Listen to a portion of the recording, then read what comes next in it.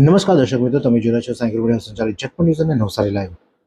જનજાતિ સાંસ્કૃતિક સમાગમ 2026 અંતર્ગત ચલો દિલ્હી એટલે કે નવી દિલ્હી તરફ આદિવાસી સમાજ દ્વારા આજે પ્રસ્થાન કરવામાં આવ્યું છે, જેમાં ક્રાંતિવીરોને ગૌરવભેર વિદાય આપી અને રાષ્ટ્રીય સેવાની આ યાત્રામાં સહભાગી થવા માટે તમામ લોકોને આહવાન કરવામાં આવ્યું, જેને લઈને નવસારી એટલે કે દક્ષિણ ગુજરાતમાંથી 2000 જેટલા ક્રાંતિવીરો આ શોભાયાત્રા માટે નવસારીથી પ્રસ્થાન કર્યું હતું. તેઓ ગઈકાલે રામજી મંદિરથી શોભાયાત્રા નીકળી હતી, જે ટાવર, ગોલવાડ, ફુવારા, અશોકા ટાવર, સિવિલ હોસ્પિટલ અને રેલવે સ્ટેશન ખાતે પહોંચી હતી. ત્યાંથી ટ્રેન દ્વારા જે આદિવાસી સમાજના જે જનજાતિ સંસ્કૃતિ સમાગમ માટે જવા માટે નીકળ્યા હતા, દિલ્હી જવા માટે, તે લોકો સ્ટેશન પર પહોંચી અને ટ્રેનથી ત્યાં રવાના થયા હતા.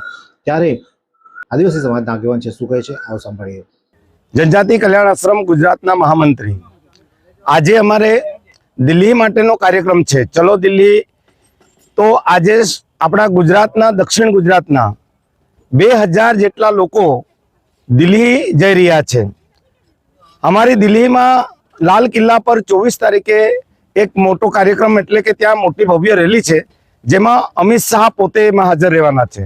અમારી માંગ છે કે અમારી જનજાતિ સમાજની જે પરંપરા છે, રીત રિવાજ છે, જે પૂજા પદ્ધતિ છે, એ બચવી જોઈએ. આજે અમારા વિસ્તારમાં જે મિશનરી દ્વારા ખ્રિસ્તીકરણ થઈ રહ્યું છે, ધર્માંતરણ થઈ રહ્યું છે, એના કારણે અમારી આજે પૂજા પદ્ધતિ, પરંપરા આજે લુપ્ત થઈ રહી છે. અમે સરકાર પાસે એ માંગણી કરીએ છીએ કે જે લોકો ધર્માંતરિત થઈ ગયા છે એમને આ એસટીની યાદીમાંથી બહાર કાઢો, જેથી અમારી પરંપરા જળવાઈ રહી. અમારા લોકોને અમારી સંસ્કૃતિ, અમારી પરંપરા એનાથી જ જળવાશે. નહીં તો આ જ પ્રકારે જો ધર્માંતરણ થતું રહેશે તો ભારતમાંથી આદિવાસી સમાજ નષ્ટ થઈ જશે. એ માટે થઈને આજે દક્ષિણ ગુજરાતના 2000 લોકો દિલ્હી જઈ રહ્યા છે. સમગ્ર ભારતમાંથી 2 લાખ લોકો ત્યાં ઉપસ્થિત રહેવાના છે. તો અમે પણ આ દિલ્હીના કાર્યક્રમમાં બધા સહર્ષ તરીકે અમે જઈ રહ્યા છે. બધાને રામ રામ.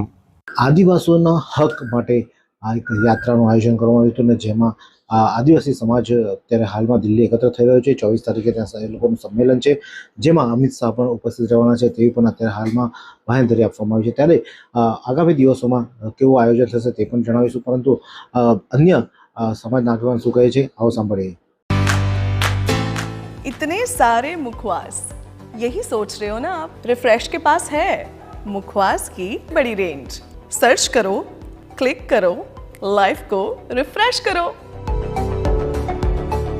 જન જાગૃતિ સાંસ્કૃતિક સમાગમ આદિવાસીઓ, આખા ભારત દેશના આદિવાસીઓ ચલો દિલ્હી કરીને ક્રાંતિ મેદાનથી આખા દેશના આદિવાસીઓ એક શોભાયાત્રા રૂપે ક્રાંતિ મેદાનમાં લાલ કિલ્લા પાસે ભેગા થશે અને સૌ આદિવાસીઓનું અમિત શાહ, આપના દેશના ગૃહમંત્રી શ્રી, એને સંબોધન કરશે. અને આદિવાસીઓને એક કરવા માટે આપણા જે જનજાતિ કલ્યાણ આશ્રમ જે ગુજરાતમાં ચાલી રહ્યું છે, તો નવસારીથી એક સ્પેશિયલ ટ્રેન દ્વારા, આખી ટ્રેન દ્વારા દાદરા નગર હવેલી, વલસાડ જિલ્લો, તાપી જિલ્લો, ડાંગ જિલ્લો, ધરમપુર, આ વિસ્તારના દરેક આદિવાસીઓ એક ટ્રેન દ્વારા કાલે દિલ્હી પહોંચશે. અને દિલ્હીમાં કાલે સાંજે 6 વાગે રેલી રૂપે એક સભામાં પરિવર્તિત થશે અને એક સભાને આપના આદરણીય ગૃહમંત્રી શ્રી અમિત શાહ સંબોધશે. તો આદિવાસીઓને એક કરવા માટે, જનજાતિઓને એક કરવા માટેનો આ એક પ્રયાસ સમાગમ ભારતીય જનજાતિ કલ્યાણ આશ્રમ આ રેલી પ્રસ્થાન થઈ રહી છે. ભારત માતા કી જય. શૈલેષભાઈ માળી આપણને જણાવ્યું કે કઈ રીતે આ આયોજન થયું હતું ને તેમાં કઈ શું કારણસર આયોજન થયું છે. એટલે કે આદિવાસી સમાજમાં જે ધર્માંતરણ થઈ રહ્યું છે, ધર્માંતરણ અટકાવવામાં આવે, તેમજ જે લોકોએ ધર્માંતરણ કરી લીધું છે તે લોકોને તેમની જાતિમાંથી બહાર કાઢવામાં આવે, જેથી કરીને તેમને કોઈ લાભ ન મળે.